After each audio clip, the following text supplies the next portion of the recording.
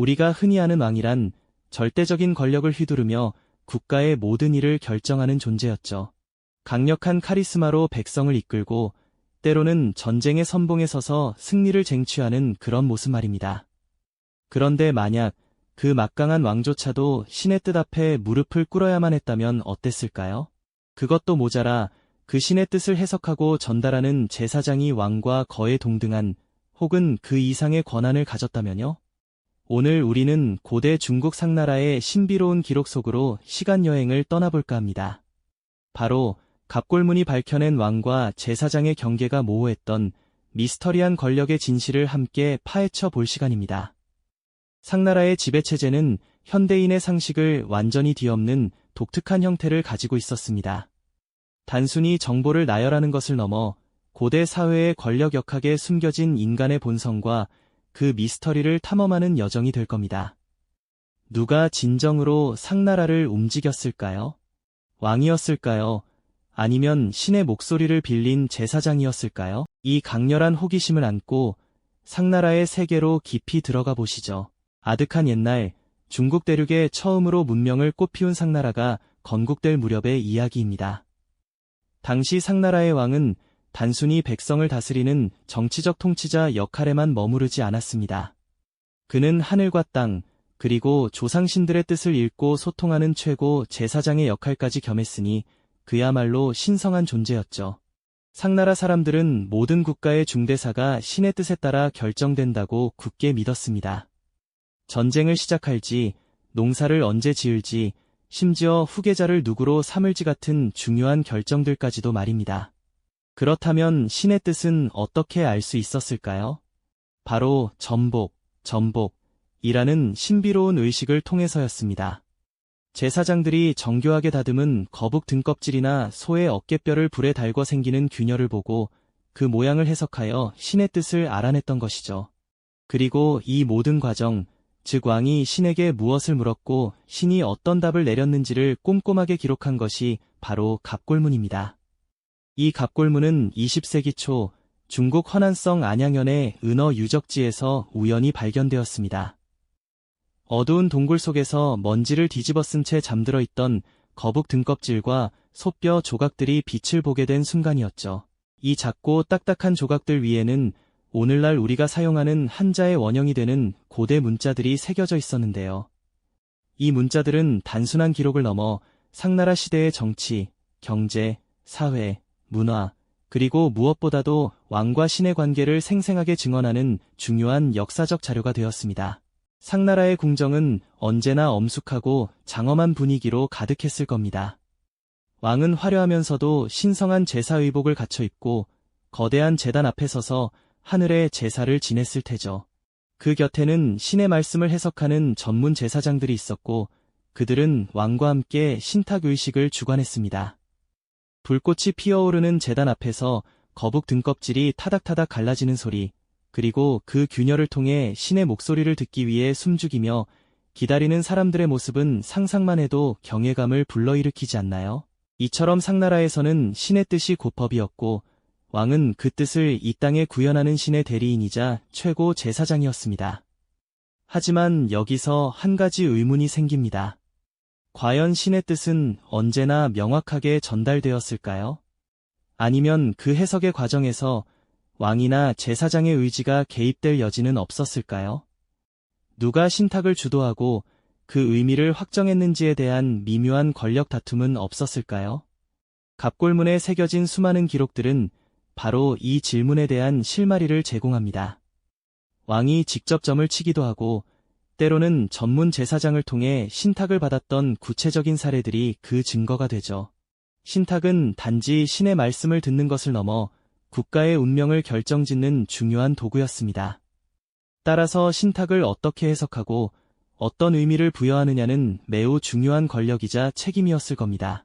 고대 사회에서 신의 뜻을 해석하는 권한은 곧 막강한 힘으로 이어졌습니다.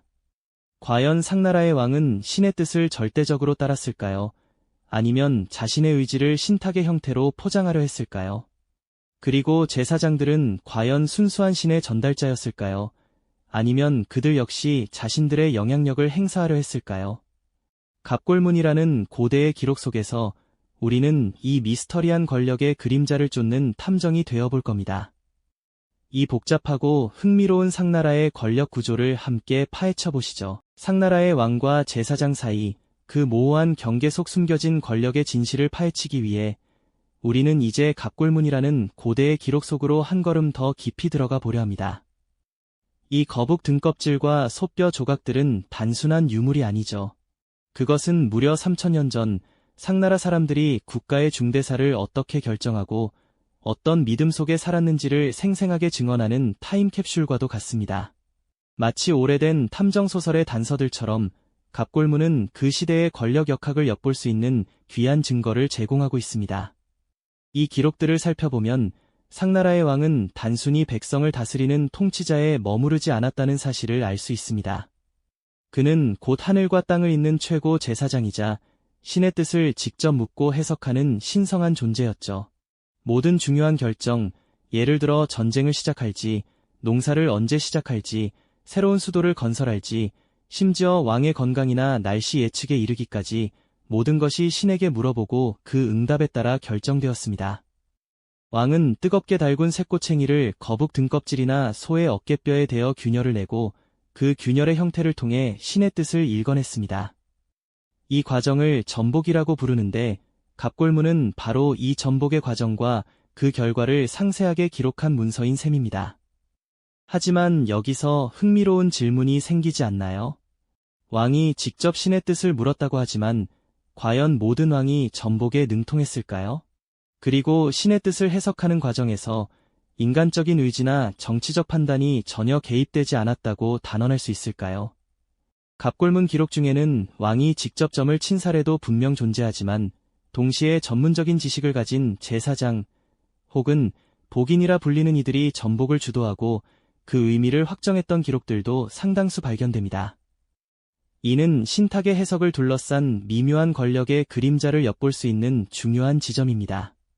생각해 보십시오.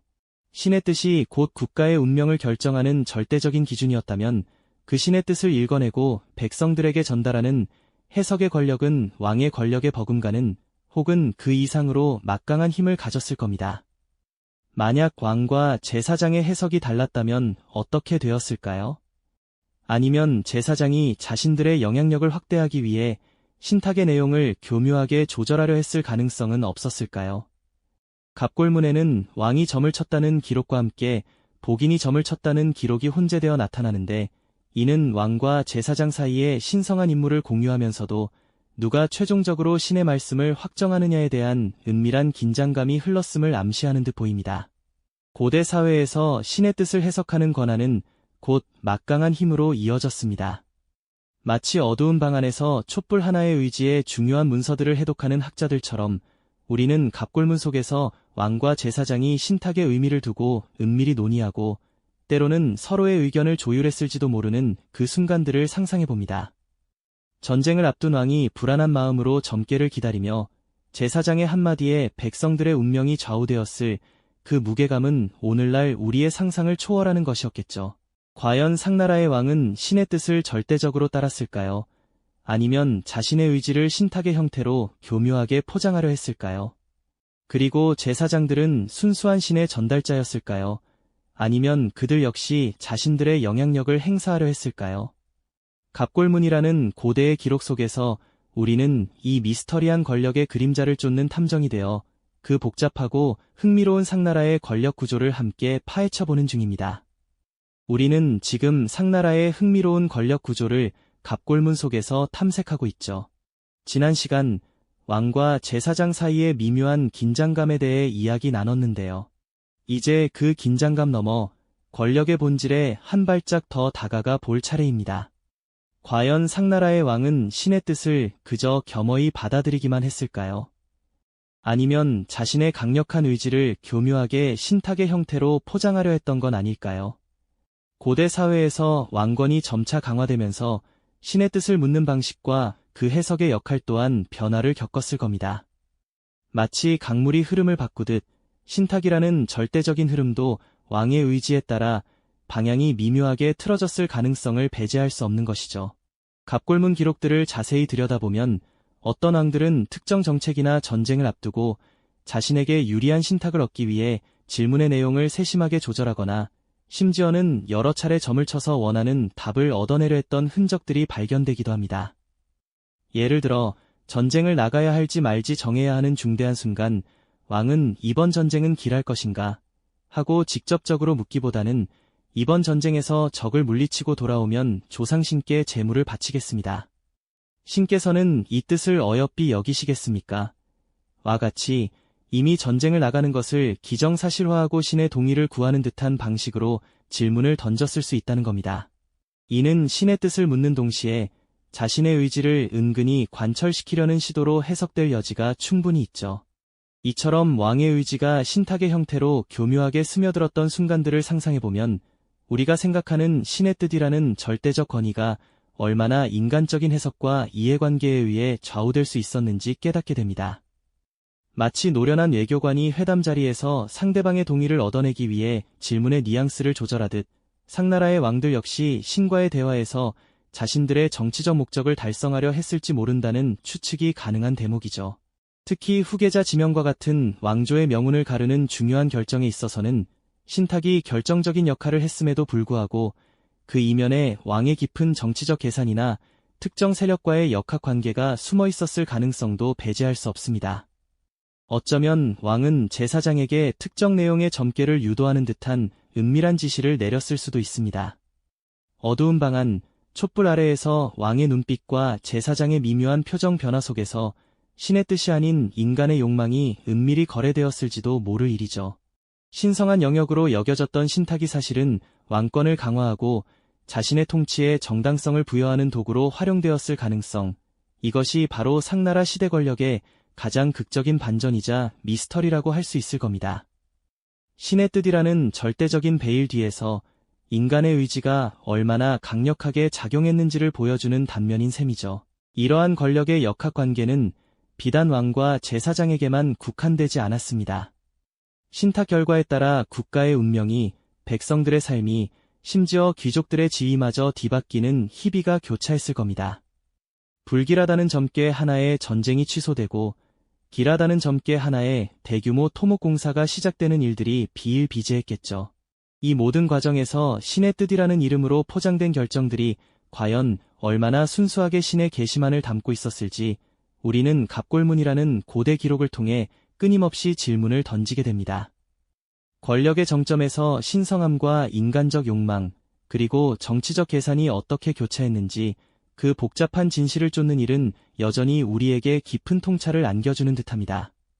신의 뜻이라는 절대적인 베일 뒤에서 인간의 욕망과 정치적 계산이 은밀히 교차했던 상나라의 권력 구조는 결국 그 왕조의 운명의 깊은 그림자를 드리웠습니다.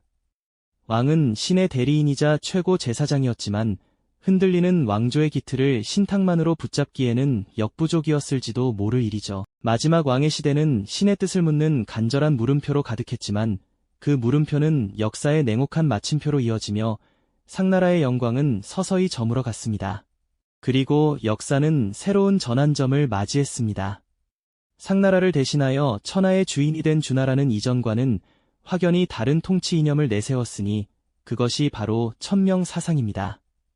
이는 단순히 신의 직접적인 명령에 따르는 것을 넘어 하늘이 덕을 갖춘 왕에게 통치 권한을 부여한다는 훨씬 더 인간 중심적인 개념을 담고 있었죠. 주나라의 왕은 이제 신의 뜻을 맹목적으로 따르는 존재가 아니라 백성을 올바르게 다스리고 덕을 베풀어야만 하늘의 명을 유지할 수 있는 책임 있는 존재로 자리매김하게 됩니다. 만약 왕이 폭정을 일삼거나 백성을 돌보지 않는다면 하늘은 그에게서 통치권을 거두어 다른 덕 있는 사람에게 넘겨줄 수 있다는 논리였죠. 상나라의 신권 정치가 신의 절대적 명령에 복종하는 형태였다면 주나라의 천명사상은 왕의 통치 능력과 도덕성을 더욱 중요하게 여기기 시작한 셈입니다. 고대 사회의 지배 이념이 놀랍도록 진화하며 인간의 역할과 책임이 부각된 순간이라고 할 수 있을까요? 상나라의 독특한 지배체제는 이처럼 역사의 흐름 속에서 새로운 이념의 자리를 내어주며 막을 내렸습니다. 돌이켜보면 상나라의 이야기는 왕이 곧 최고 제사장이었음에도 불구하고 모든 중대사가 신탁이라는 절대적 권위에 의해 좌우되었던 시대를 명확히 보여줍니다. 과연 신의 뜻이라는 숭고한 베일 뒤에 왕의 숨겨진 의지가 있었을지, 아니면 신탁을 해석하고 전달하는 제사장들의 해석의 권력이 왕의 운명과 국가의 향방을 결정지었던 것인지, 그 근원적인 미스터리는 여전히 우리를 깊은 사색에 잠기게 만듭니다. 이처럼 신성함과 인간적인 욕망, 그리고 치밀한 정치적 계산이 복잡하게 얽혀있던 지점이야말로 상나라 권력 구조의 가장 극적인 반전이자 핵심이었을 겁니다.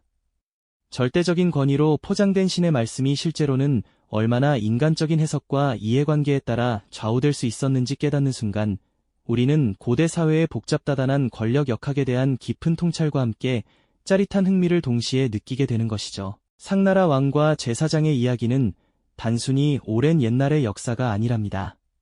절대적인 진리나 하늘의 뜻이라는 이름으로 포장된 권력이 어떤 방식으로 작동하고 때로는 어떻게 오용될 수 있는지에 대한 보편적인 질문을 우리에게 던져줍니다. 이는 오늘날 우리가 마주하는 수많은 권위와 진실의 이면을 성찰하게 하는 중요한 메시지를 담고 있는 셈이죠. 갑골문에 새겨진 상나라의 기록들은 단순한 고대 문자가 아니라 인간의 본성과 권력의 미스터리를 영원히 탐구하게 하는 고대의 위대한 유산일 겁니다.